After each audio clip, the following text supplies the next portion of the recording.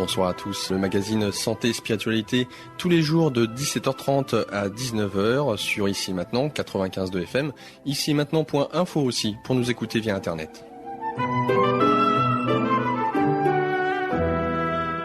Santé Spiritualité, en partenariat avec la librairie de l'Inconnu, rue du Cherche-Midi dans le 6e arrondissement à Paris, librairie-inconnu.com pour leur site internet.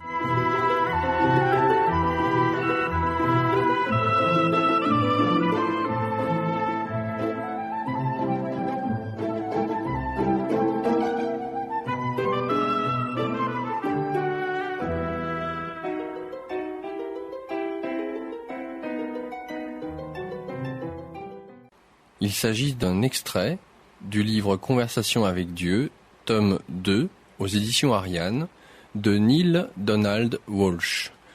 Livre que vous pouvez retrouver au format PDF téléchargeable sur le forum de la radio à la rubrique Santé Spiritualité. Question: pourquoi ? Pourquoi les pays font-ils cela ? Réponse: parce que les gouvernements savent que si les gens comprenaient les véritables raisons de la plupart des décisions de politique étrangère, ils ne les appuieraient pas. Cela s'applique aux gouvernements du monde entier. Il y a très peu de gouvernements qui ne trompent pas délibérément les citoyens.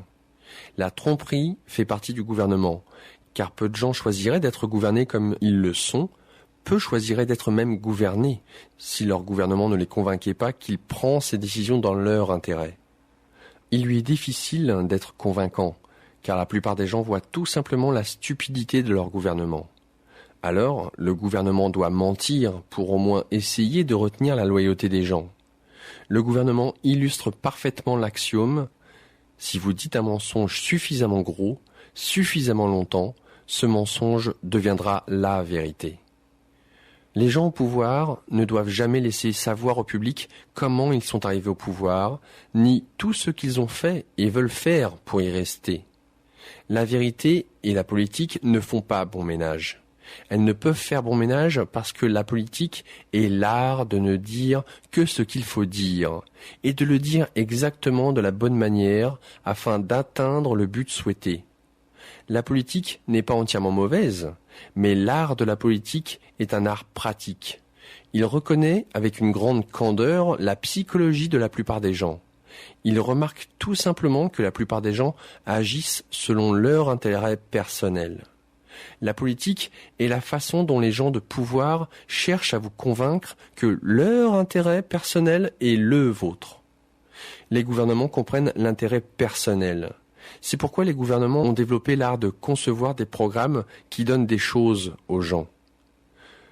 À l'origine, les gouvernements avaient des fonctions très limitées. Leur but n'était que de conserver et de protéger. Puis quelqu'un a ajouté « pourvoir ». Lorsque les gouvernements ont commencé à être les pourvoyeurs du peuple, en plus d'être ses protecteurs, les gouvernements ont commencé à créer la société, plutôt que de la conserver. Question: mais est-ce que les gouvernements ne font pas tout simplement ce que les gens veulent ? Est-ce que les gouvernements n'accordent pas, tout simplement, le mécanisme à travers lequel les gens subviennent à leurs propres besoins à l'échelle de la société ? Par exemple, en Amérique, nous accordons une valeur très élevée à la dignité de la vie humaine, à la liberté humaine, à l'importance de l'occasion à saisir, au caractère sacré des enfants. Nous avons fait des lois et demandé au gouvernement de créer des programmes afin de fournir des revenus aux gens âgés, afin qu'ils puissent garder leur dignité après leurs années actives, d'assurer l'égalité d'emploi et de logement à tous, même à ceux qui sont différents de nous, ou qui ont un mode de vie qui ne nous convient pas, de garantir que les enfants d'un pays n'en deviennent pas les esclaves, et qu'aucune famille ayant des enfants ne soit dépourvue des biens fondamentaux tels que la nourriture, les vêtements, le logement. Réponse: ces lois reflètent bien votre société. Cependant, en vous occupant des besoins des gens, vous devez faire attention à ne pas les dépouiller de leur plus grande dignité. L'exercice du pouvoir personnel, de la créativité individuelle et l'ingéniosité entêtée qui permet aux gens de remarquer qu'ils peuvent subvenir à leurs propres besoins. C'est un délicat équilibre à atteindre. Vous semblez toujours aller d'un extrême à un autre. Ou bien vous voulez que le gouvernement fasse tout pour les gens, Ou bien vous voulez abolir tous les programmes gouvernementaux et effacer du jour au lendemain toutes les lois gouvernementales? Question.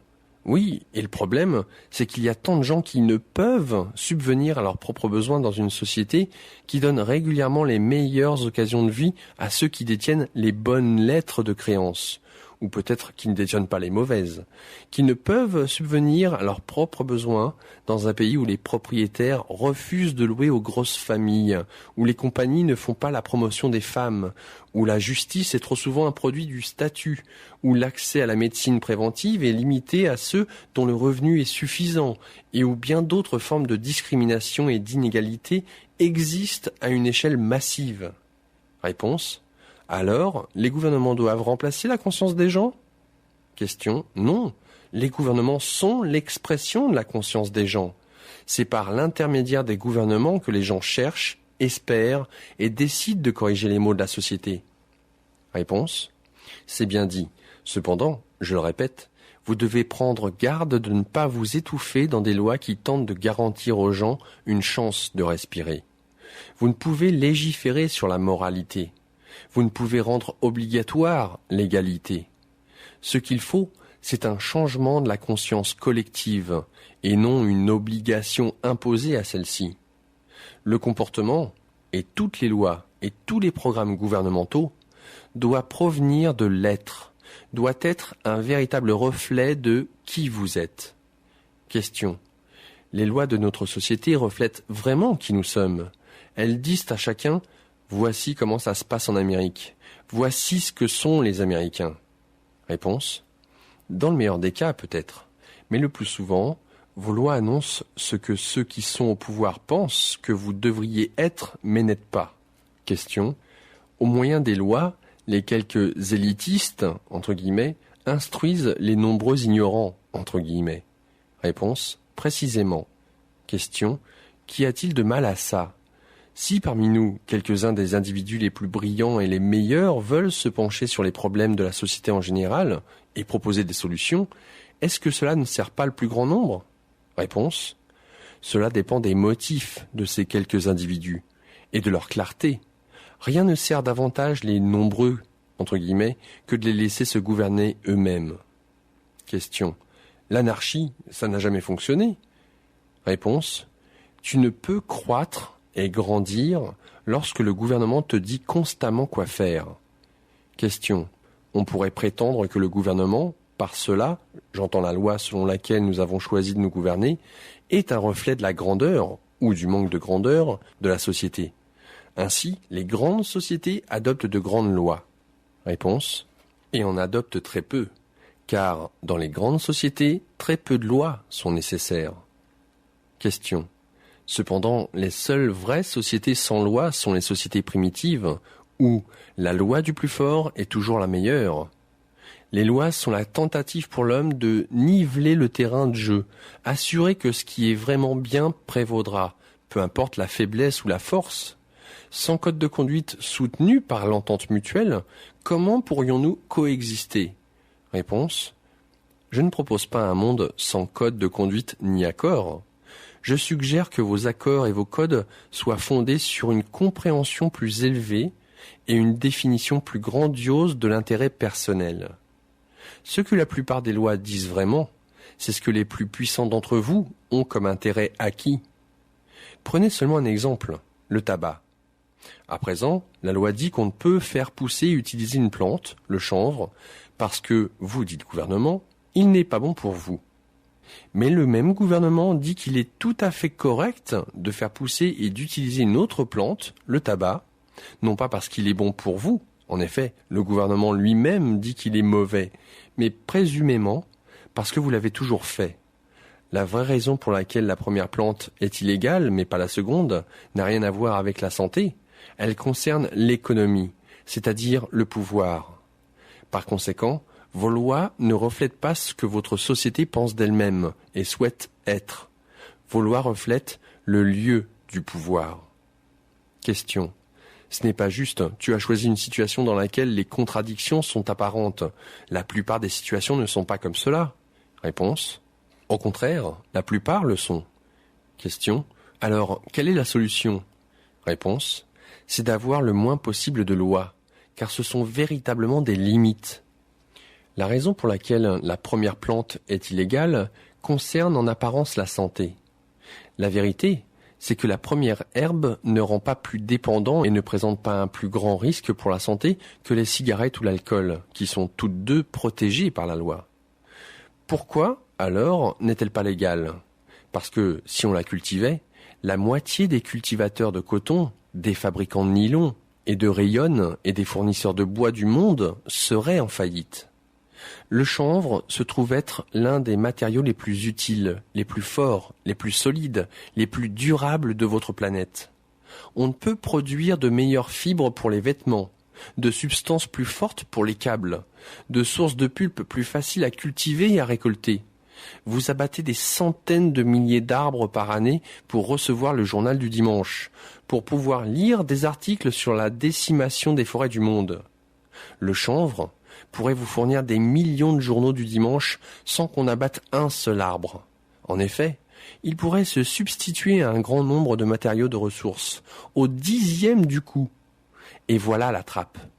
Quelqu'un perd de l'argent si la culture de cette plante miraculeuse, qui a d'extraordinaires propriétés médicinales, devient légale. Et voilà pourquoi la marijuana est illégale dans votre pays. Depuis des années, vous avez les moyens et la technologie nécessaires pour produire toutes ces choses. Pourquoi alors ne les avez-vous pas ? Cherche à voir qui perdrait de l'argent si vous les aviez. C'est là que tu trouveras ta réponse. Est-ce la grande société dont vous êtes si fier ? Votre grande société, entre guillemets, il faut la traîner de force, gigotante et hurlante, pour qu'elle considère le bien commun. Chaque fois qu'on mentionne le bien commun ou le bien collectif, chacun crie au communisme. Dans votre société, si le fait de subvenir aux besoins du plus grand nombre ne produit pas un profit immense pour quelques-uns, le bien du plus grand nombre est plus souvent qu'autrement ignoré. C'est vrai non seulement dans ton pays, mais également dans le monde entier. Par conséquent, la question fondamentale qu'affronte l'humanité, c'est: pourra-t-on jamais remplacer l'intérêt personnel par les meilleurs intérêts, l'intérêt commun de l'humanité ? Si oui, comment ? Aux États-Unis, vous avez essayé de subvenir à l'intérêt commun, au meilleur des intérêts, par des lois. Vous avez lamentablement échoué. Votre pays est le plus riche et le plus puissant de la Terre, et il a l'un des taux de mortalité infantile les plus élevés. Pourquoi ? Parce que les gens pauvres ne peuvent se permettre des soins prénatals et post-natals de qualité, et que votre société est orientée sur le profit. Je cite cela comme un exemple de votre lamentable échec. Le fait que vos bébés meurent à un taux plus élevé que dans la plupart des autres pays industrialisés devrait vous déranger. Ce n'est pas le cas. Cela en dit long sur vos priorités en tant que société. D'autres pays subviennent aux besoins des malades et des nécessiteux, des gens âgés et des infirmes. Vous subvenez aux besoins des riches et des gens à l'aise, influents et bien placés. 85% des Américains retraités vivent dans la pauvreté. Un grand nombre de ces Américains âgés, et la plupart des gens à faible revenu, utilisent la salle d'urgence de l'hôpital local comme médecin de famille, ne cherchant de traitement médical que dans les circonstances les plus sinistres et ne recevant, à toute fin pratique, aucun soin de santé préventif. Il n'y a aucun profit à faire, vois-tu, avec des gens qui ont peu à dépenser, car ils ont épuisé leur utilité. C'est cela, votre grande société ? Question. Tu noircis le tableau. L'Amérique a fait davantage pour les déshérités et les infortunés, à la fois ici et à l'étranger, qu'aucun autre pays de la Terre. Réponse. L'Amérique a fait beaucoup, c'est vrai, de toute évidence. Mais sais-tu qu'en pourcentage de leur produit national brut, les États-Unis fournissent proportionnellement moins qu'un grand nombre de plus petits pays pour l'aide à l'étranger ? Avant de vous permettre de trop vous féliciter vous-même, peut-être devriez-vous regarder le monde qui vous entoure, car si c'est le mieux que votre monde peut faire pour les moins fortunés, vous avez tous beaucoup de choses à apprendre. Vous vivez dans une société gaspilleuse, décadente. Vous avez intégré à presque tout ce que vous fabriquez ce que vos ingénieurs appellent l'obsolescence planifiée. Les autos coûtent 3 fois plus cher et durent 3 fois moins longtemps. Les vêtements tombent en pièces après qu'on les ait portés 10 fois.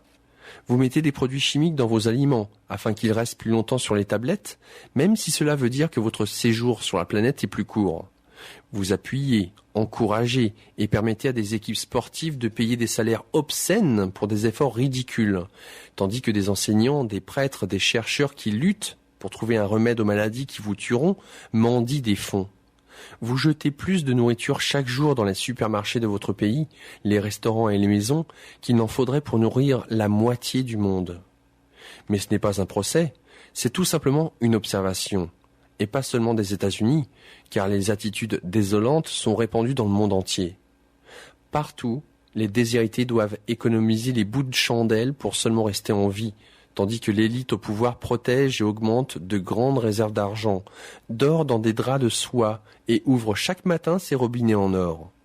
Et maintenant que des enfants émaciés, qui n'ont plus que la peau et les os, meurent dans les bras de mères en pleurs, les leaders de leur pays s'adonnent à la corruption politique qui empêche les dons alimentaires d'arriver aux masses affamées. Personne ne semble avoir le pouvoir de modifier ces conditions. Mais en vérité, le problème n'est pas le pouvoir. Personne ne semble en avoir la volonté. Et il en sera toujours ainsi, aussi longtemps que personne ne considérera l'épreuve d'un autre comme étant la sienne. Question. Eh bien, pourquoi ne le faisons-nous pas ? Comment pouvons-nous voir ces atrocités tous les jours et les laisser continuer ? Réponse. Parce que vous ne vous en souciez pas. C'est un manque de bienveillance. La planète entière affronte une crise de conscience. Vous devez décider si vous vous préoccupez ou non les uns des autres. Question. J'ai une question qui peut paraître tellement minable. Pourquoi ne pouvons-nous pas aimer les membres de notre propre famille ? Réponse. Vous aimez vraiment les membres de votre propre famille. Seulement, vous avez une vision fort limitée de qui sont les membres de votre famille. Comme vous ne vous considérez pas comme faisant partie de la famille humaine, les problèmes de la famille humaine ne sont pas les vôtres. Question. Comment les peuples de la Terre pourront-ils changer leur vision du monde ? Réponse. Tout dépend de ce pourquoi vous voulez la changer. Question. Comment pouvons-nous éliminer une plus grande part de la douleur, une plus grande part de la souffrance ? Réponse. En éliminant toutes les séparations en vous, en construisant un nouveau modèle du monde, en l'entretenant dans le cadre d'une nouvelle idée. Question. Qui est ? Réponse. Qui sera une rupture radicale par rapport à la vision actuelle du monde. Présentement, vous voyez le monde, nous parlons maintenant du point de vue géopolitique, comme une collection d'États-nations, chacun étant souverain, séparé et indépendant des autres. Les problèmes intérieurs de ces États-nations indépendants ne sont pas considérés, en général, comme les problèmes du groupe dans son ensemble, à moins et jusqu'à ce qu'ils affectent le groupe dans son ensemble, ou les membres les plus puissants de ce groupe. Le groupe, dans son ensemble, réagit aux conditions et aux problèmes des États distincts fondés sur les intérêts acquis du plus grand groupe. Si personne, dans le plus grand groupe, n'a rien à perdre, la situation dans un État distinct pourrait se dégrader et personne ne s'en soucierait beaucoup. Des milliers de gens peuvent mourir de faim chaque année. Des centaines peuvent mourir dans une guerre civile. Des despotes peuvent piller la campagne. Des dictateurs et leurs brutes armées peuvent violer, piller et tuer. Des régimes peuvent dépouiller des gens des droits humains fondamentaux. Et vous autres, vous ne ferez rien. Selon vous, c'est un problème intérieur. Mais quand vos intérêts sont menacés là-bas, quand vos investissements, votre sécurité, votre qualité de vie sont en jeu, vous ralliez votre pays et tentez de rallier votre monde derrière vous, et vous vous précipitez là où même les anges n'osent pas mettre le pied.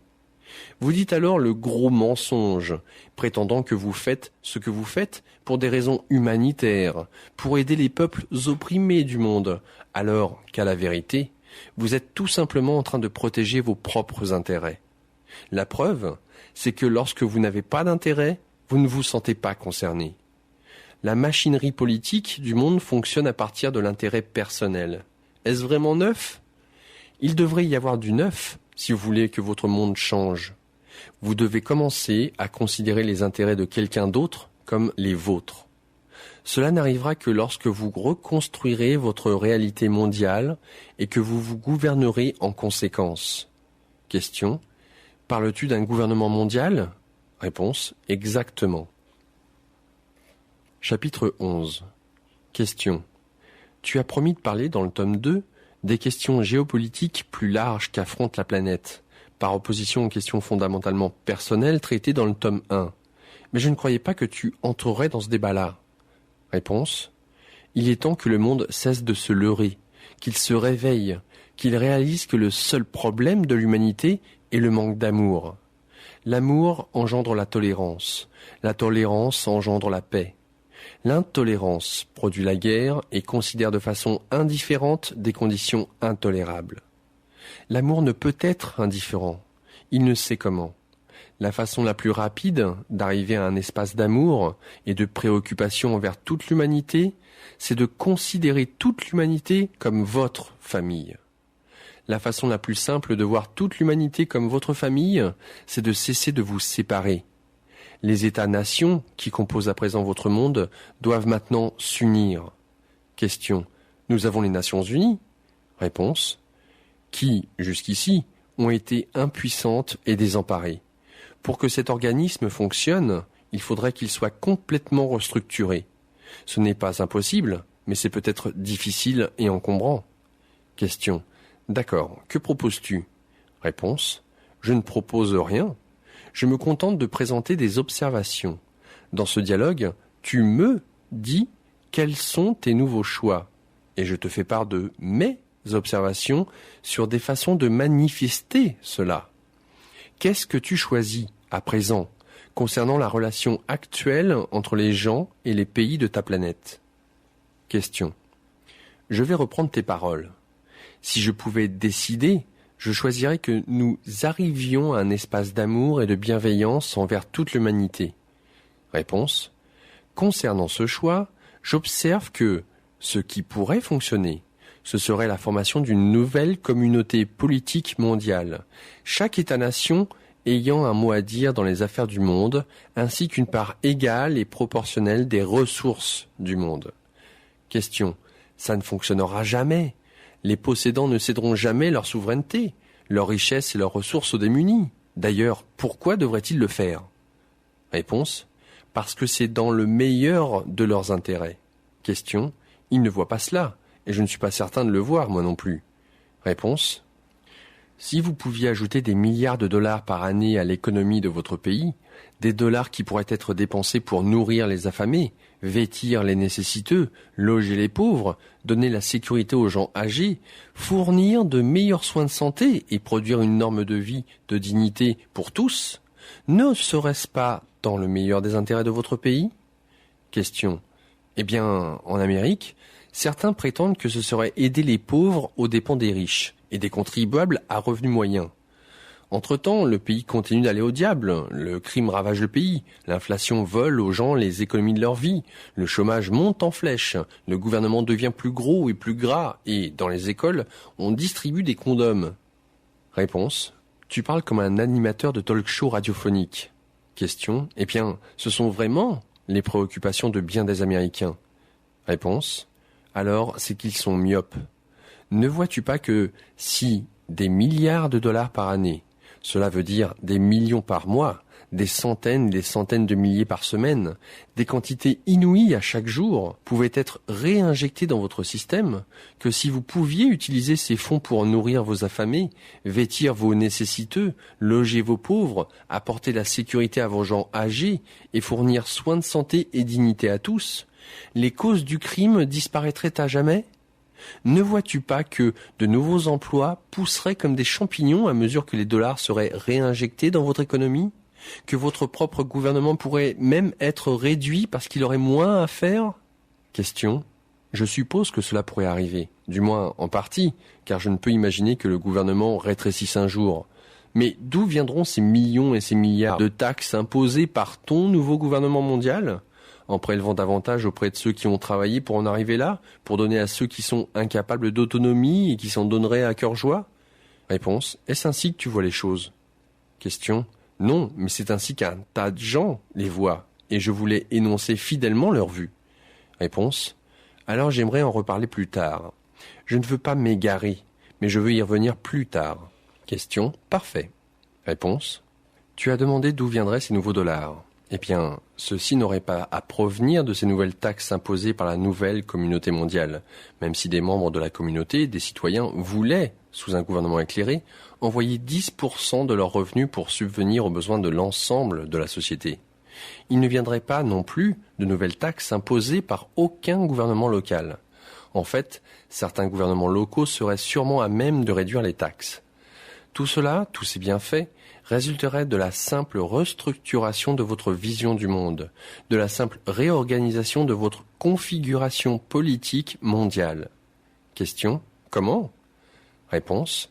L'argent que vous épargnez en cessant de construire des systèmes de défense et des armements offensifs. Question. Oh, je comprends. Tu veux que nous fermions l'armée? Réponse. Pas seulement vous, tout le monde. Mais ne fermez pas votre armée. Contentez-vous de la réduire de façon draconienne. L'ordre interne serait votre seul besoin. Vous pourriez renforcer la police locale, une chose que vous dites vouloir faire, tout en criant chaque année, au moment du budget, que vous ne pouvez pas, réduisant en même temps radicalement vos dépenses d'armement de guerre et de préparatifs de guerre, c'est-à-dire d'armement offensif et défensif, de destruction massive. Question. D'abord, je crois que tes chiffres exagèrent les sommes qui pourraient être épargnées ainsi. Ensuite, je ne crois pas que tu puisses jamais convaincre les gens d'abandonner leur capacité de défense. Réponse. Examinons les chiffres. Actuellement, nous sommes le 25 mars 1994. Les gouvernements du monde consacrent environ $1 trilliard par année à des fins militaires.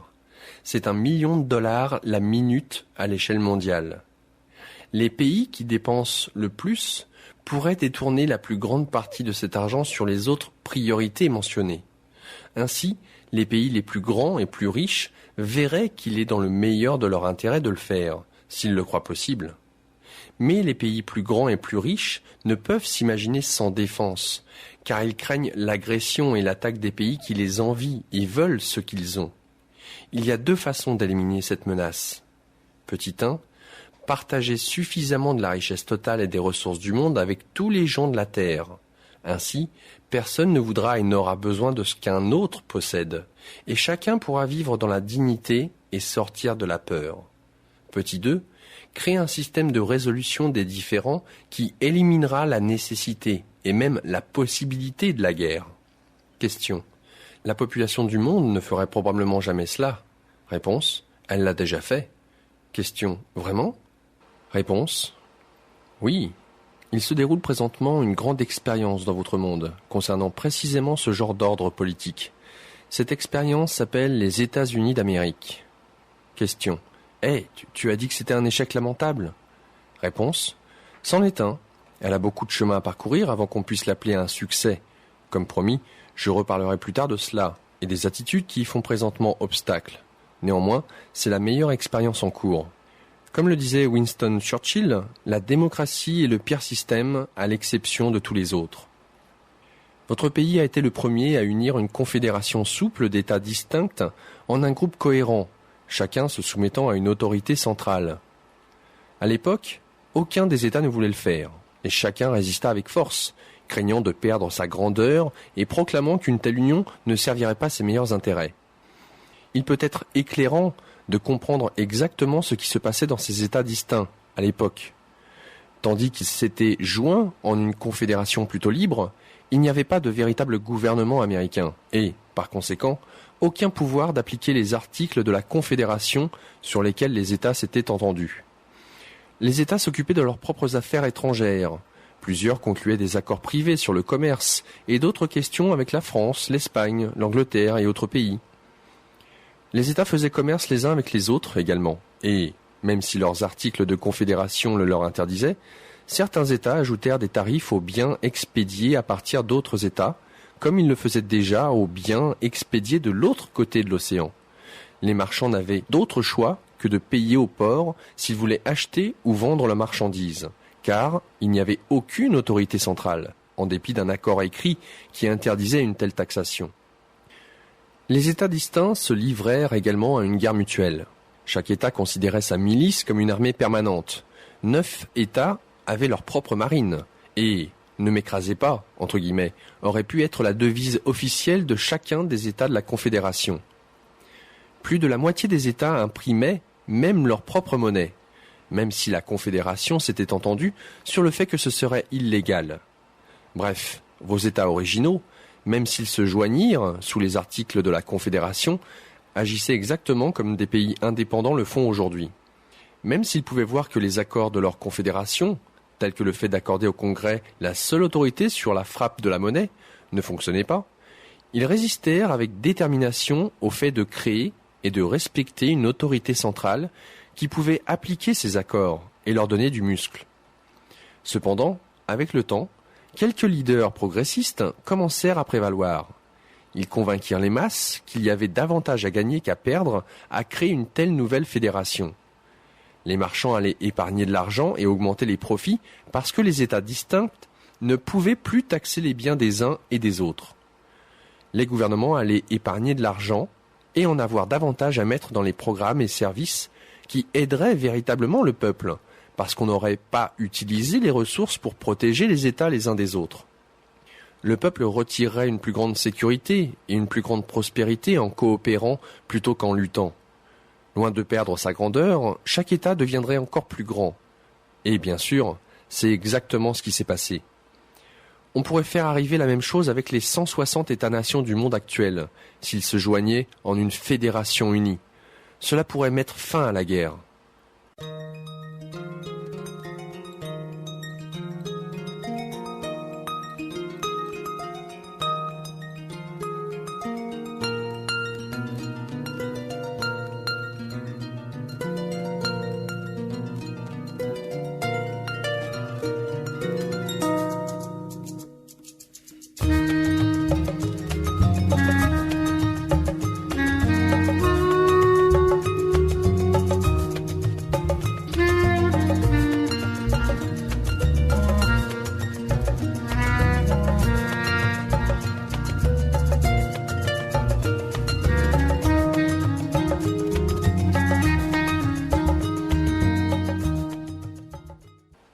Question. Comment donc? Il y aurait tout de même des mésententes?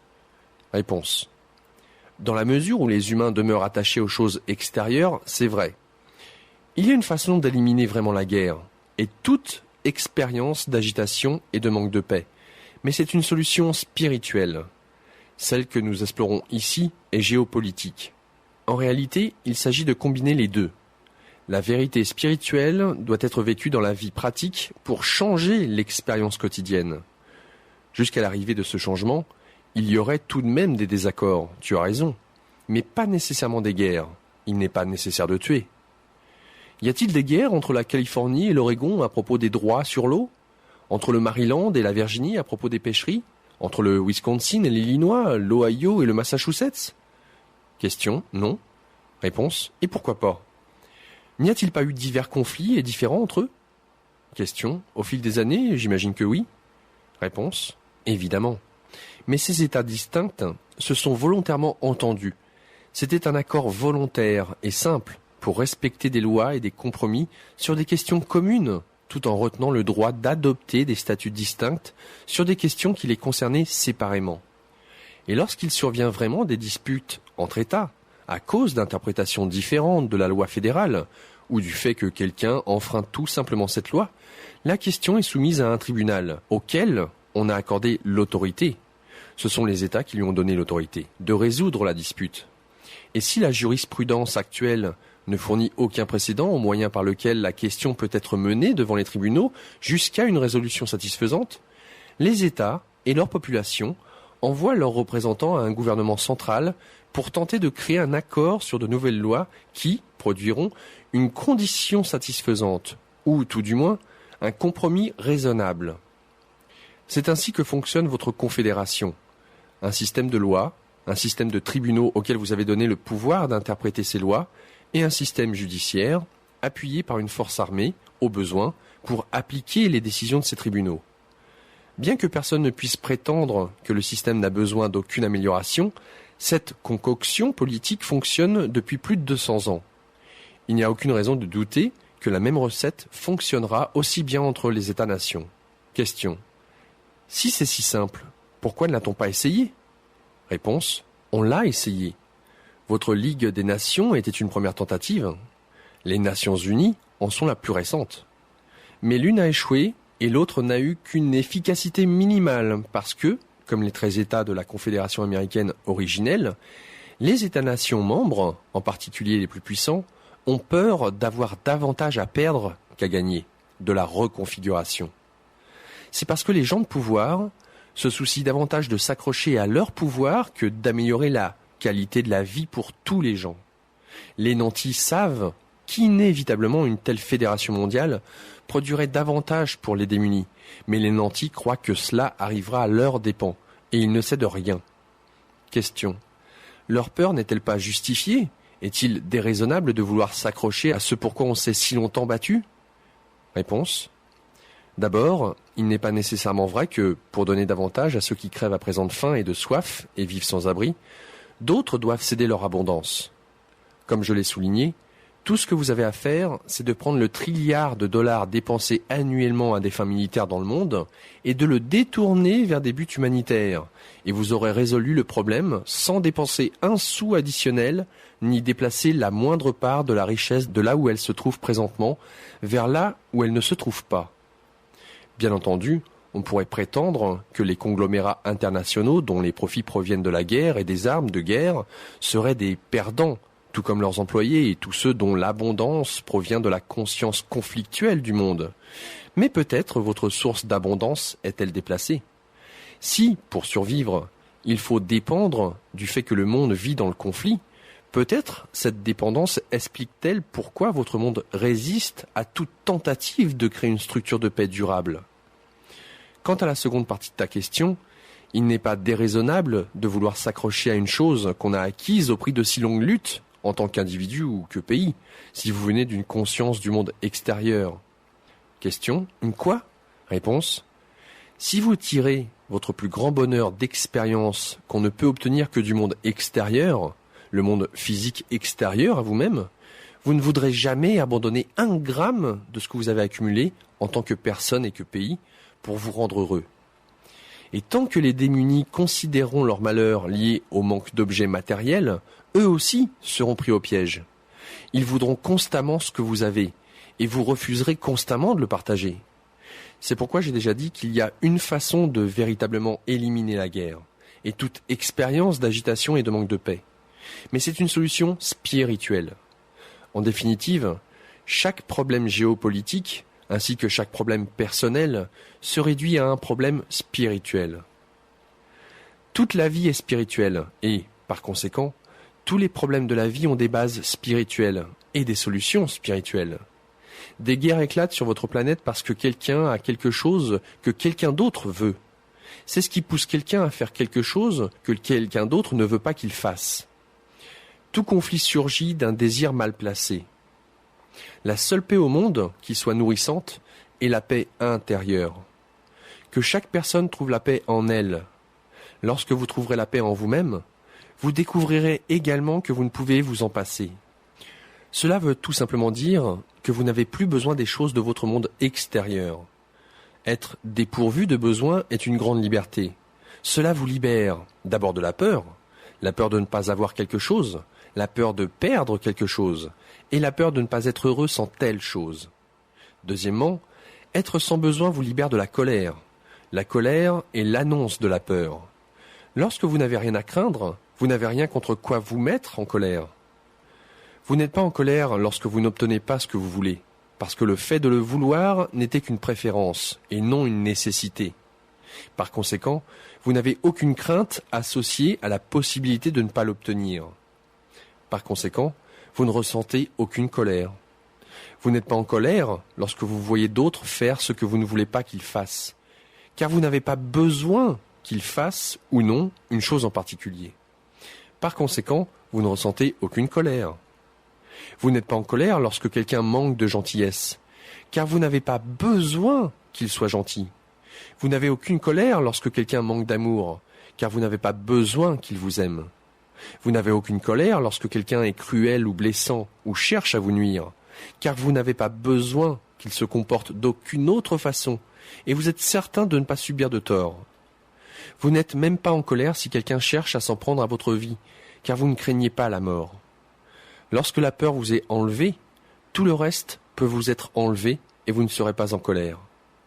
Vous savez intérieurement, intuitivement, que tout ce que vous avez créé peut être créé à nouveau ou, qui plus est, que c'est sans importance. Lorsque vous trouvez la paix intérieure, ni la présence ni l'absence de quelque personne, endroit ou chose, état, circonstance ou situation que ce soit, ne peut être le créateur de votre état d'esprit ou la cause de votre expérience d'être. Cela ne veut pas dire que vous rejetez toutes les choses du corps, loin de là. Plus que jamais, vous faites l'expérience d'être pleinement dans votre corps et des délices de cet état. Mais votre préoccupation envers les choses du corps sera volontaire et non obligatoire. Vous éprouverez des sensations corporelles par choix et non parce que vous êtes obligé de le faire afin d'être heureux ou de justifier la tristesse. Ce simple et unique changement, chercher et trouver la paix en soi, pourrait, s'il était entrepris par chacun, mettre fin à toutes les guerres, éliminer les conflits, prévenir l'injustice et amener le monde à une paix durable. Aucune autre formule n'est nécessaire ou possible. La paix mondiale est une chose personnelle. Ce qu'il faut, ce n'est pas un changement de circonstance, mais un changement de conscience. Question. Comment pouvons-nous trouver la paix intérieure lorsque nous avons faim? Être dans un espace de sérénité lorsque nous avons soif? Demeurer calme lorsque nous souffrons de l'humidité et du froid et que nous sommes sans abri? Ou éviter la colère lorsque nos proches meurent sans raison? Tu parles de façon bien poétique, mais la poésie est-elle pratique? A-t-elle quelque chose à dire à la mère éthiopienne qui regarde mourir son enfant émacié, faute d'une tranche de pain? À l'homme d'Amérique centrale qui sent une balle déchirer son corps parce qu'il a tenté d'empêcher une armée de s'emparer de son village? Et que dit ta poésie à la femme de Brooklyn violée 8 fois par un gang? Ou à la famille de 6, en Irlande, déchiquetée par une bombe que des terroristes ont posée un dimanche matin dans une église? Réponse. Même si c'est difficile à entendre, je te dis ceci. Il y a de la perfection en tout. Efforce-toi de voir la perfection. Voilà le changement de conscience dont je parle. N'aie besoin de rien, désire tout. Choisis ce qui se présente. Sens tes sentiments, verse tes larmes, éclate de ton rire, respecte ta vérité. Mais lorsque toute l'émotion sera tue, sois calme et sache que je suis Dieu. Autrement dit, au milieu de la plus grande tragédie, vois la splendeur du processus. Même pendant que tu meurs d'une balle dans la poitrine, même pendant que tu te fais violer par un gang. Cela semble impossible, mais lorsque tu entreras dans la conscience de Dieu, tu pourras le faire. Tu n'es pas obligé de le faire, bien entendu. Tout dépend de la façon dont tu souhaites faire l'expérience de l'instant. Dans un instant de grande tragédie, le défi est toujours de calmer l'esprit et d'aller en profondeur au sein de l'âme. Tu fais cela automatiquement lorsque tu n'as aucun contrôle là-dessus. As-tu déjà parlé à quelqu'un qui avait accidentellement fait dévier une voiture en bas d'un pont, ou qui s'était trouvé devant un revolver, ou qui avait failli se noyer? Souvent, il te dira que le temps a beaucoup ralenti, qu'il était envahi par un calme curieux, qu'il n'y avait aucune peur. Ne crains rien, car je suis avec toi. C'est ce que la poésie a à dire à la personne qui affronte la tragédie. À ton heure la plus sombre, je serai ta lumière. À ton instant le plus noir, je serai ta consolation. En ta période la plus difficile et la plus éprouvante, je serai ta force. Par conséquent, aie la foi. Car je suis ton berger, tu n'auras besoin de rien. Je vais te laisser t'étendre dans les verts pâturages, je te mènerai auprès des eaux calmes. Je veux restaurer ton âme et te mènerai sur les sentiers de la droiture en mon nom. Et bien que tu marches dans la vallée de l'ombre et de la mort, tu ne craindras aucun mal, car je suis avec toi. Mon bâton et ma houlette vont vraiment te réconforter. Je suis en train de mettre la table devant toi en présence de tes ennemis. Joindrai ta tête d'huile, ta tasse débordera. À coup sûr, la bonté et la miséricorde vont te suivre tous les jours de ta vie, et tu demeureras en ma maison et en mon cœur à jamais. Chapitre 12. Question. C'est merveilleux. Ce que tu viens de dire est tout simplement merveilleux. Je souhaite que le monde puisse recevoir ça. J'aimerais tant que le monde puisse comprendre, puisse croire. Réponse. Ce livre va servir à cela. Tu es en train de servir à cela. Ainsi, tu joues un rôle. Tu joues ton rôle dans l'élévation de la conscience collective. C'est ce que tout le monde doit faire. Question. Oui. Pouvons-nous passer à un autre sujet à présent ? Je crois qu'il est important que nous parlions de cette attitude, de cette idée des choses que tu as dit, il y a un certain temps, vouloir présenter de façon équitable. L'attitude à laquelle je fais référence, c'est cette attitude entretenue par bien des gens, selon laquelle les pauvres ont suffisamment reçu que nous devons cesser de taxer les riches, ce qui les pénalise, en effet, de travailler dur et de réussir pour fournir encore davantage aux pauvres. Ces gens croient que si les pauvres sont pauvres, c'est fondamentalement parce qu'ils veulent l'être. Beaucoup ne tentent même pas de se relever. Ils préfèrent sucer la mamelle du gouvernement plutôt que d'assumer leurs propres responsabilités.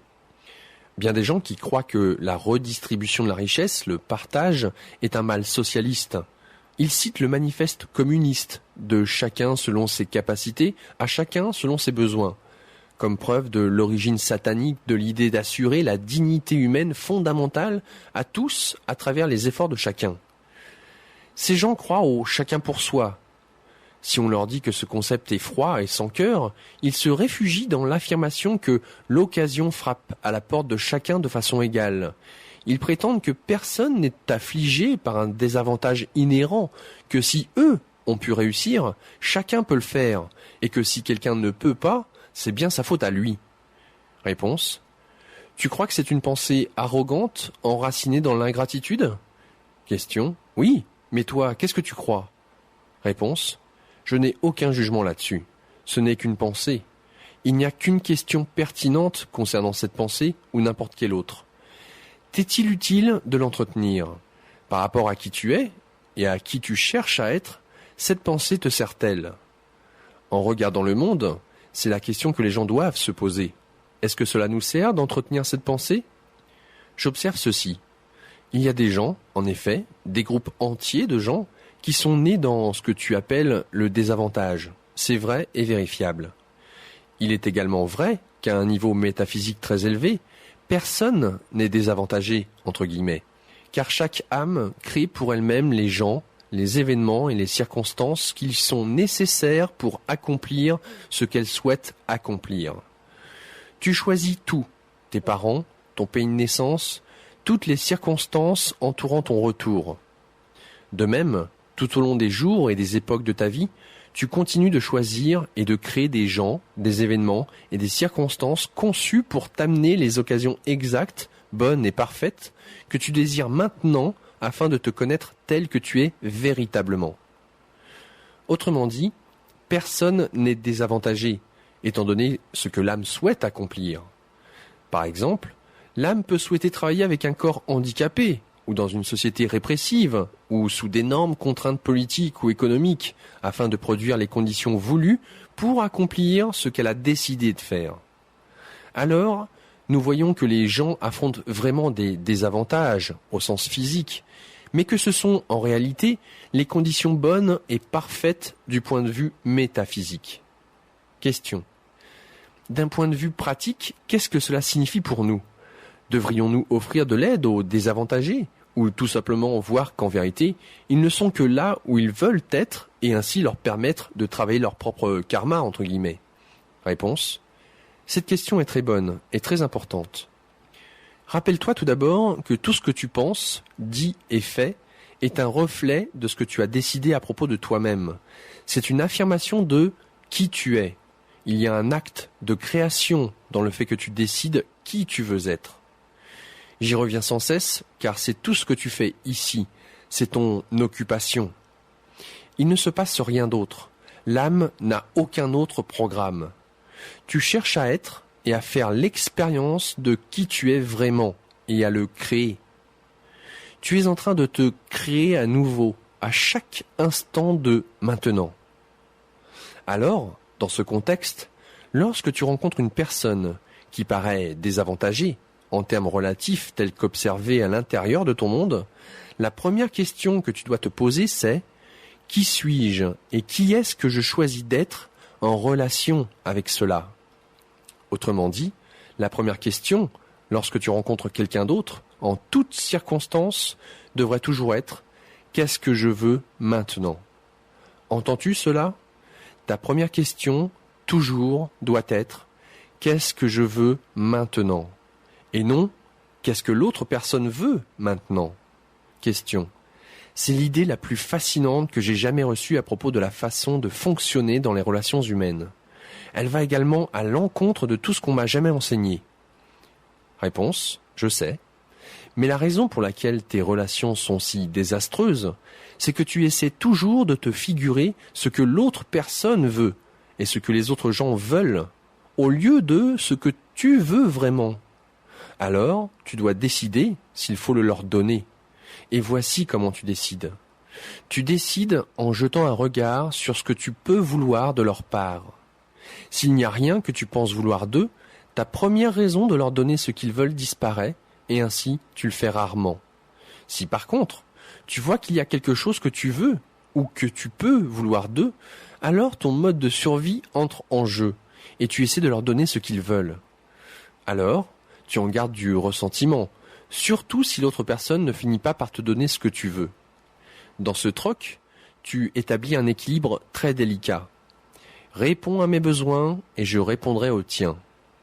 Mais le but de toute relation humaine, les relations entre les nations, autant que les relations entre les individus, n'a rien à voir avec cela. Le but de ta sainte relation avec chaque autre personne, endroit ou chose, n'est pas d'imaginer ce que l'autre veut, ou ce dont il a besoin, mais ce que tu veux ou désires maintenant, afin de grandir, afin d'être qui tu veux être. C'est pourquoi j'ai créé la relation avec les autres choses. Si ce n'était de cela, tu aurais pu continuer de vivre dans le vide, dans le tout éternel d'où tu viens. Mais dans le tout, tu ne fais qu'être, et tu ne peux faire l'expérience de ta conscience en tant que quoi que ce soit en particulier parce que, dans le tout, il n'y a rien que tu ne sois pas. Alors j'ai conçu pour toi une façon de te créer à nouveau et de savoir qui tu es dans ton expérience. Je l'ai fait en te fournissant, petit 1, la relativité, un système au sein duquel tu pouvais exister en tant que chose en relation avec une autre chose. Petit 2, l'oubli, un processus par lequel tu te soumets volontairement à l'amnésie totale afin de ne pas savoir que la relativité n'est qu'un stratagème et que tu es tout cela. Petit 3, la conscience, un état d'être dans lequel tu crois jusqu'à ce que tu atteignes la pleine conscience, devenant alors un Dieu véritable et vivant, créant et faisant l'expérience de ta propre réalité, étendant et explorant cette réalité, changeant et recréant cette réalité à mesure que tu étends ta conscience jusqu'à de nouvelles limites, ou, dirons-nous, sans aucune limite. Dans ce paradigme, la conscience est tout. La conscience, tout ce dont tu es véritablement conscient, est la base de toute vérité et ainsi de toute véritable spiritualité. Question. Mais quel est le but de tout cela ? D'abord, tu me fais oublier qui je suis afin que je puisse me rappeler qui je suis. Réponse. Pas tout à fait. Afin que tu puisses créer qui tu es et qui tu veux être. C'est l'acte de Dieu étant Dieu. C'est moi étant moi, à travers toi. C'est le sens de toute la vie. À travers toi, je fais l'expérience d'être qui et ce que je suis. Sans toi, je pourrais le savoir, mais pas en faire l'expérience. Savoir et faire l'expérience, ce sont deux choses. Je choisis l'expérience à chaque fois. En effet, c'est ce que je fais à travers toi. Question. J'ai l'impression d'avoir perdu la question originelle. Réponse. Eh bien, il est difficile de garder Dieu sur une seule piste. Je suis en quelque sorte expansif. Voyons si nous pouvons revenir sur nos pas. Ah oui, Que faire à propos des moins fortunés? D'abord, décide qui et ce que tu es en relation avec eux. Deuxièmement, si tu choisis de faire l'expérience de toi-même en tant que secours, aide, amour, compassion et bienveillance, alors vois comment tu peux le mieux être ces choses. Et remarque que ta capacité d'être ces choses n'a rien à voir avec ce que d'autres sont ou font.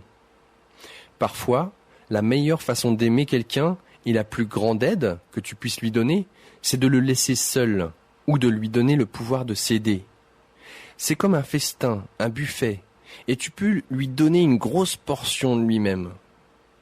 Rappelle-toi que le plus grand service que tu puisses rendre à quelqu'un, c'est de le réveiller, de lui rappeler qui il est vraiment. Il y a bien des façons de le faire. Parfois, avec un petit peu d'aide, une poussée, un petit coup, et parfois avec une décision de le laisser suivre son cours, son chemin, sa voie, sans aucune interférence ni intervention de ta part. Tous les parents sont au courant de ce choix et se tourmentent tous les jours à ce propos. Ce que tu as l'occasion de faire pour les moins fortunés, c'est de les appeler, de les rappeler, c'est-à-dire de faire en sorte qu'ils soient d'un esprit nouveau à propos d'eux-mêmes. Et toi aussi, tu dois avoir un esprit nouveau à leur égard, car si tu les considères comme des infortunés, c'est ainsi qu'ils se verront. Le grand cadeau de Jésus était qu'il voyait chacun comme celui qu'il était vraiment. Il refusait d'accepter les apparences, il refusait de croire ce que d'autres croyaient d'eux-mêmes. Il avait toujours une pensée plus élevée, et il y invitait toujours les autres. Mais il respectait également l'espace où les autres choisissaient d'être. Il ne les obligeait pas à accepter son idée supérieure, il l'attendait tout simplement comme une invitation. Il avait affaire aussi à la compassion, et si d'autres choisissaient de se voir eux-mêmes comme des êtres ayant besoin d'assistance, il ne les rejetait pas à cause de leur mauvaise évaluation, mais leur permettait d'aimer leur réalité, et les aidait avec amour à courir leur chance. Car Jésus savait que, pour certains, la voie la plus rapide vers qui ils sont était la voie qui passait par qui ils ne sont pas. Il ne qualifiait pas cette voie d'imparfaite, et ainsi ne la condamnait pas. Il voyait plutôt cela aussi comme étant parfait, et ainsi encourageait chacun à être exactement qui il voulait être. Par conséquent, tous ceux qui demandaient de l'aide à Jésus en recevaient. Il ne refusait personne, mais il prenait toujours soin de voir à ce que l'aide qu'il donnait soutenait le plein et honnête désir d'une personne. Si une personne recherchait l'illumination de façon authentique, exprimant honnêtement son ouverture à passer au niveau suivant, Jésus lui donnait la force, le courage, la sagesse de le faire. Il se donnait, à juste titre, en exemple, et encourageait les gens, en premier lieu, à avoir foi en lui. Il disait qu'il ne les égarerait pas. Beaucoup mirent leur foi en lui, et à ce jour, il aide ceux qui invoquent son nom. Car son âme s'est engagée à réveiller ceux qui cherchent à être pleinement éveillés et pleinement vivants en moi. Mais le Christ avait pitié de ceux qui ne le faisaient pas. Par conséquent, il rejetait toute attitude hautaine et, comme son Père au ciel, ne porta jamais aucun jugement. L'idée que Jésus se faisait de l'amour parfait était d'accorder exactement à toutes les personnes toute l'aide qu'elles demandaient, après leur avoir dit le genre d'aide qu'elles pouvaient obtenir. Il ne refusait jamais d'aider qui que ce soit, et surtout pas en pensant « comme on fait son lit, on se couche ».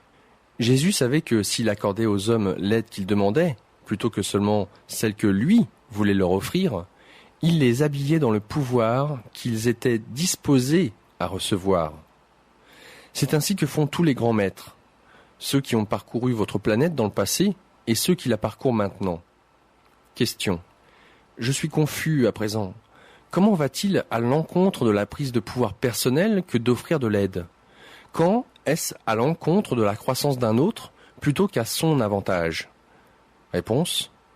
Lorsque ton aide est offerte de telle façon qu'elle crée une dépendance continue plutôt qu'une indépendance rapide. Lorsque tu permets à un autre, au nom de la compassion, de commencer à compter sur toi plutôt que sur lui-même. Ce n'est pas de la compassion, c'est de la compulsion. tu ressens de la compulsion envers le pouvoir, parce que ce genre d'aide est en réalité une passion du pouvoir. Cette distinction peut être très subtile ici, et parfois, tu ne sais même pas que tu entretiens cette passion du pouvoir. Tu crois vraiment que tu fais de ton mieux pour aider quelqu'un d'autre, mais fais attention de ne pas tout simplement chercher à créer ta propre valeur personnelle. Car dans la mesure où tu laisses les autres te rendre responsable d'eux, dans cette mesure, tu leur as permis de te rendre puissant. Et cela, bien sûr, te fait te sentir précieux. Cependant, ce genre d'aide est un aphrodisiaque qui séduit les faibles.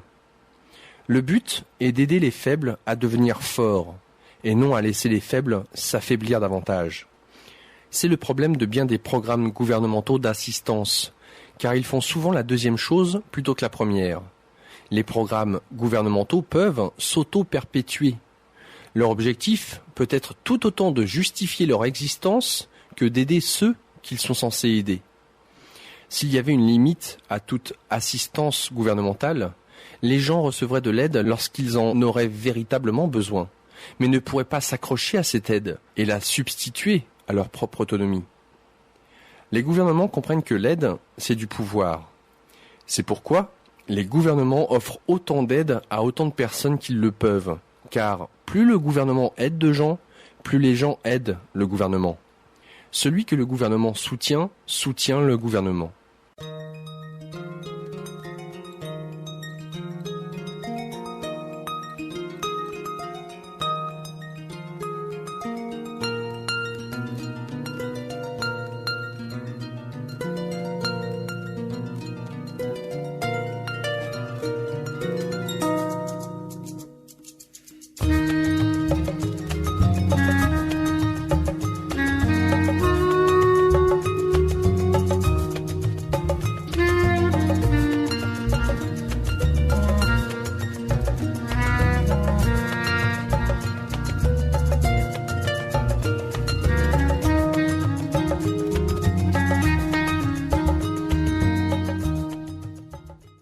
Question.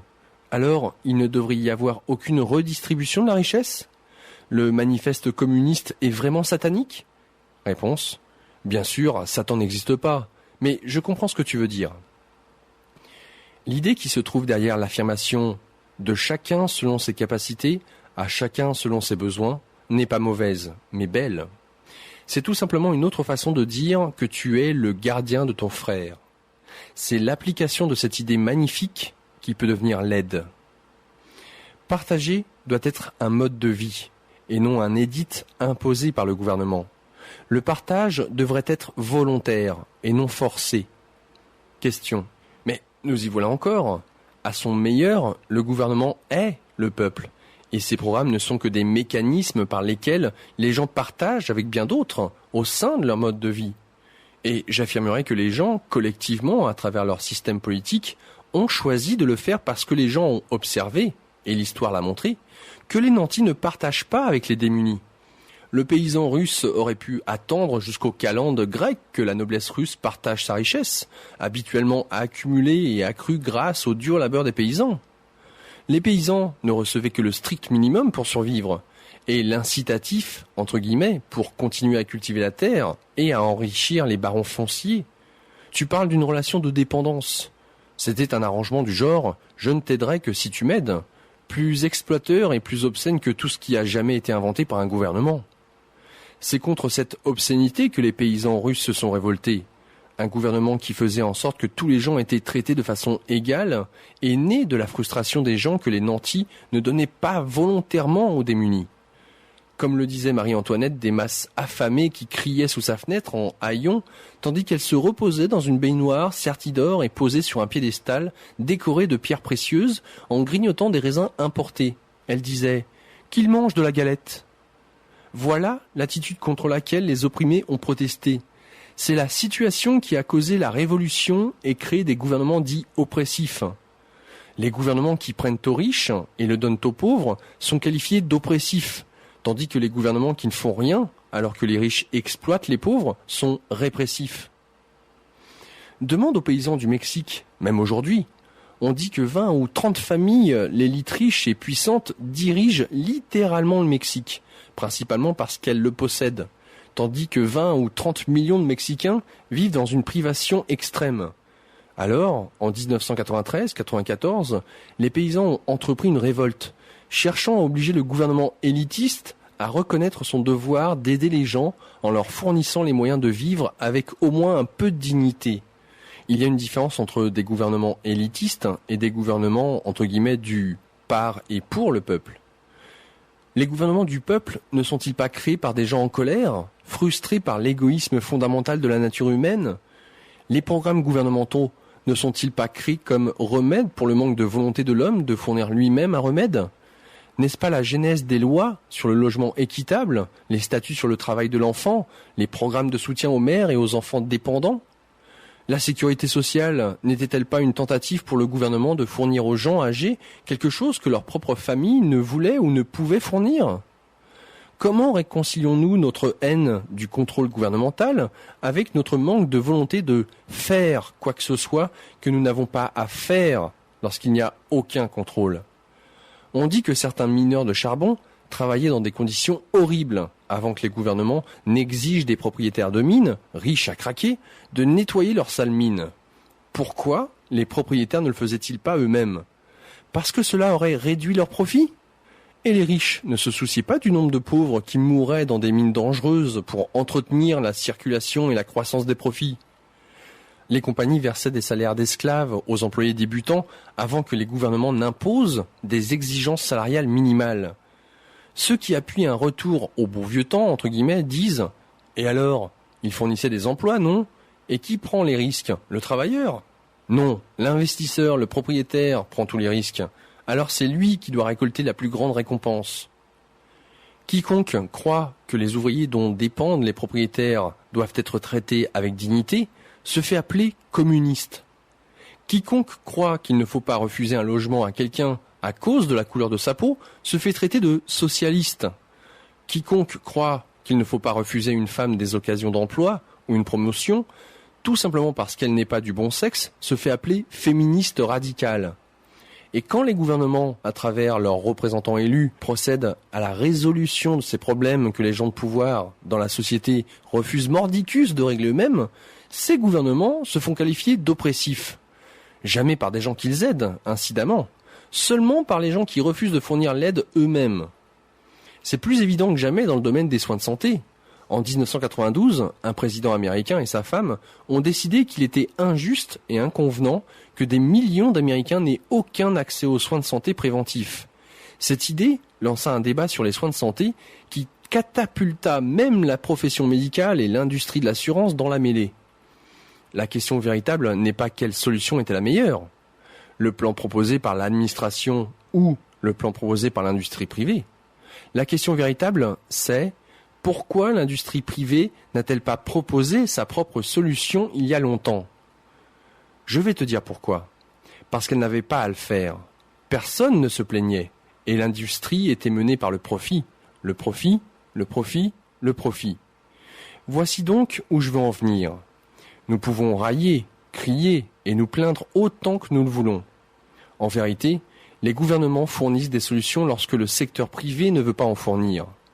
Nous pouvons également prétendre que les gouvernements font ce qu'ils font à l'encontre des volontés des gens, mais aussi longtemps qu'ils contrôleront le gouvernement, comme c'est le cas aux États-Unis, celui-ci continuera de produire et de requérir des solutions aux problèmes sociaux parce que la majorité des gens ne sont pas riches et puissants, et par conséquent ne peuvent légiférer pour eux-mêmes ce que la société ne leur donne pas volontairement. Ce n'est que dans les pays où la majorité des gens ne contrôlent pas le gouvernement que le gouvernement fait peu de choses ou rien du tout à propos des inégalités. À quel moment, donc, le gouvernement devient-il excessif ? Et à quel moment est-il insuffisant ? Et où et comment atteindrons-nous l'équilibre ? Réponse : je ne t'ai jamais entendu parler autant. C'est ta plus longue intervention. Question : tu as dit que ce livre allait traiter de certains des grands problèmes planétaires qu'affronte la famille de l'homme. Je crois bien en avoir exposé un gros. Réponse : et de façon éloquente, oui. Tout le monde, de Toynbee à Jefferson et à Marx, a essayé de le résoudre, depuis des siècles. Question : D'accord, quelle est ta solution? Réponse. Nous allons devoir revenir en arrière. Nous allons devoir repasser de la vieille matière. Question. Vas-y, j'ai peut-être besoin de l'entendre 2 fois. Réponse. Alors, nous allons commencer par le fait que je n'ai aucune solution. Et c'est parce que je ne considère rien de cela comme un problème. C'est comme ça, tout simplement. Et je n'ai aucune préférence à cet égard. Je me contente de décrire ici ce qui est observable, ce que chacun peut voir de toute évidence. Question. D'accord, tu n'as aucune solution et tu n'as aucune préférence. Peux-tu au moins m'offrir une observation? Réponse. J'observe qu'il manque encore au monde un système de gouvernement qui fournirait une solution totale, bien que le gouvernement des États-Unis en soit l'exemple le plus proche à ce jour. La difficulté, c'est que la bonté et la justice sont des questions morales et non politiques. Le gouvernement est la tentative humaine de mandater la bonté et d'assurer la justice. Mais il n'y a qu'un endroit où naisse la bonté, et c'est dans le cœur humain. Il n'y a qu'un endroit où l'on puisse faire véritablement l'expérience de l'amour, et c'est dans l'âme humaine. Parce que l'âme humaine est amour. Tu ne peux légiférer sur la moralité. Tu ne peux adopter une loi disant « aimez-vous les uns les autres ». Nous tournons en rond, car nous avons déjà parlé de tout cela. Mais comme la discussion est bonne, continue de bûcher. Même si nous revenons 2 ou 3 fois sur la même question, c'est bien. Ce que nous essayons de faire ici, c'est d'arriver au fond des choses. Vois comment tu veux le créer maintenant. Question. Eh bien, alors, je vais poser la même question. Toutes les lois ne sont-elles pas tout simplement la tentative de l'homme de codifier des concepts moraux? La législation, entre guillemets, n'est-elle pas tout simplement notre accord combiné sur ce qui est bien et mal? Réponse. Oui. Et certaines lois civiles, des réglementations, sont requises dans votre société primitive. Tu comprends que dans les sociétés non primitives, ces lois sont inutiles? Tous les êtres ont les règles en eux. Dans votre société, vous êtes encore confronté à certaines questions très élémentaires. Vous arrêterez-vous au coin de la rue avant de continuer? Achèterez-vous et vendrez-vous selon certaines conditions? Y aura-t-il des restrictions sur la façon dont vous vous comportez les uns envers les autres? Mais à la vérité, même ces lois fondamentales, l'interdiction de tuer, de nuire, de tricher ou même de brûler un feu rouge, ne devraient pas être nécessaires et ne seraient pas nécessaires si tout le monde, partout, suivait tout simplement les lois de l'amour, c'est-à-dire la loi de Dieu. Ce qu'il faut, c'est une croissance dans la conscience et non une croissance du gouvernement. Question. Tu veux dire que si nous nous contentions de suivre les 10 commandements, tout irait bien? Réponse. Les 10 commandements n'existent pas. Voir le tome 1 pour un exposé complet là-dessus. La loi de Dieu est l'absence de loi. C'est quelque chose que tu ne peux comprendre. Je n'exige rien. Question. Bien des gens sont incapables de croire ta dernière affirmation. Réponse. Dis-leur de lire le tome 1, il explique tout cela. Question. Qu'est-ce que tu proposes pour le monde actuel? L'anarchie complète? Réponse. Je ne propose rien. J'observe tout simplement ce qui fonctionne. Je te fais part de l'évidence observable. Non, je n'observe pas que l'anarchie, l'absence de gouvernement, de règles, de lois ou de limites d'aucune sorte fonctionnerait. Un tel arrangement n'est praticable qu'avec des êtres avancés. Et, selon mes observations, les êtres humains n'en sont pas. Alors, un certain niveau de gouvernement sera requis jusqu'à ce que votre race évolue jusqu'au point où vous ferez naturellement ce qui est naturellement vrai. Entre-temps, vous vous gouvernez d'une façon très intelligente. Les points que tu as soulevés, il y a un moment, sont saillants, indiscutables. Souvent, les gens ne font pas ce qui est bien lorsqu'ils sont laissés à leurs propres moyens.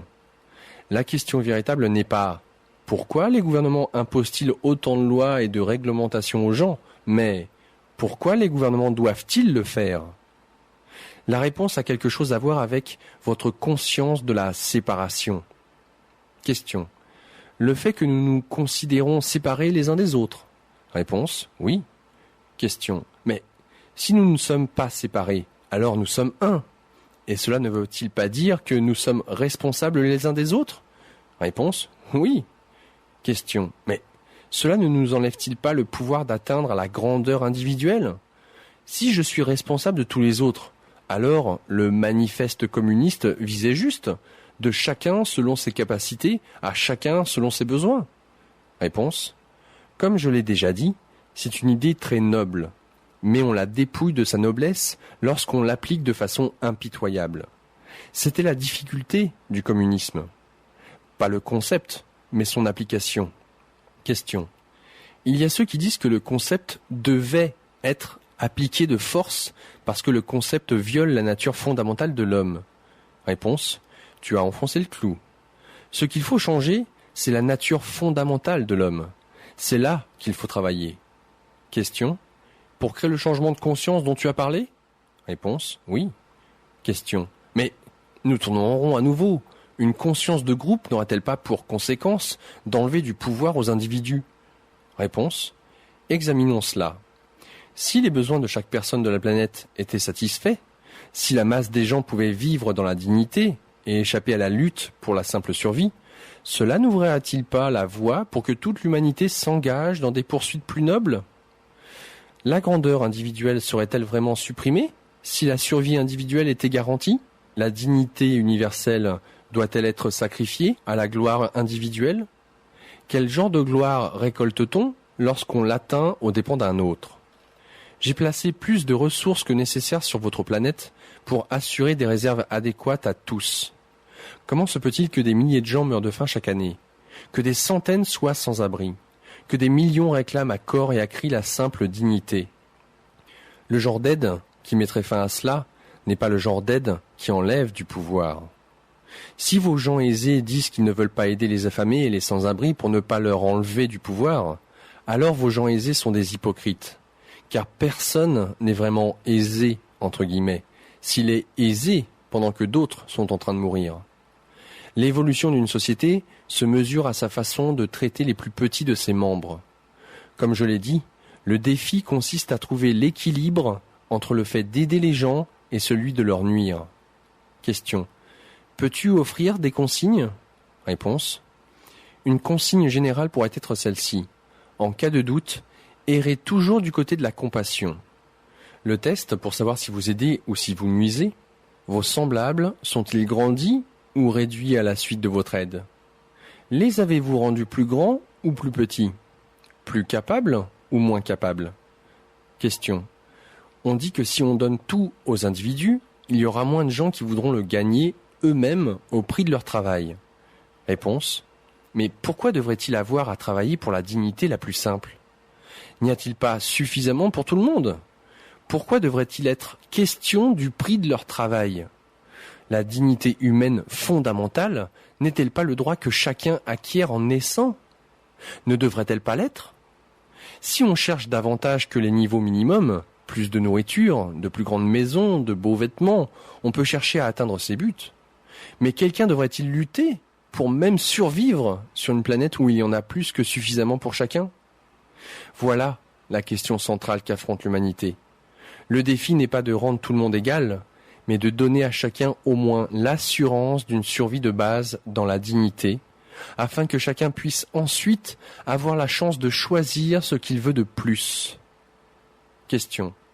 Il y en a qui prétendent que certains ne saisissent pas cette chance, même lorsqu'on la leur donne. Réponse. Et leur observation est juste. Cela soulève encore une autre question.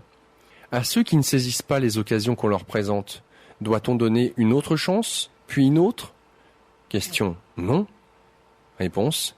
Si j'adoptais cette attitude, vous seriez perdu à jamais. Je te dis ceci. La compassion est sans fin. L'amour ne cesse jamais. La patience n'a pas de limite dans le monde de Dieu. Ce n'est que dans le monde de l'homme que la bonté est limitée. Dans mon monde, la bonté est infinie. Question. Même si on ne la mérite pas ? Réponse. Vous la méritez toujours. Question. Même si nous te jetons ta bonté au visage ? Réponse. Surtout dans ce cas. Si un homme te frappe sur la joue droite, présente-lui la joue gauche. Et si un homme te demande de parcourir 1 miles avec lui, accompagne-le. Lorsque vous me jetez ma bonté au visage, ce que, en passant, la race humaine a fait à Dieu depuis des millénaires, je vois que vous êtes tout simplement dans l'erreur. Vous ne savez pas ce qui est dans le meilleur de vos intérêts. J'ai de la compassion car votre erreur prend racine non pas dans le mal, mais dans l'ignorance. Question. Mais certaines personnes sont fondamentalement mauvaises. Certaines personnes sont intrinsèquement mauvaises. Réponse. Qui t'a dit ça? Question. C'est ma propre observation. Réponse. Alors, tu ne vois pas bien. Je te l'ai déjà dit.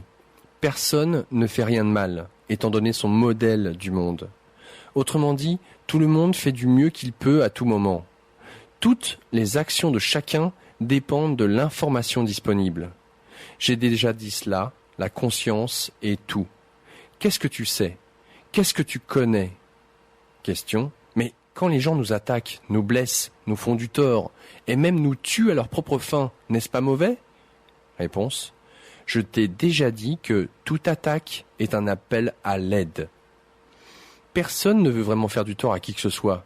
Ceux qui en font, y compris vos propres gouvernements, en passant, croient à tort que c'est la seule façon d'obtenir ce qu'ils veulent. J'ai déjà souligné dans ce livre la solution supérieure à ce problème. Contentez-vous de ne rien vouloir. Ayez des préférences, mais aucun besoin. Mais c'est un état d'être très élevé. C'est l'espace des maîtres.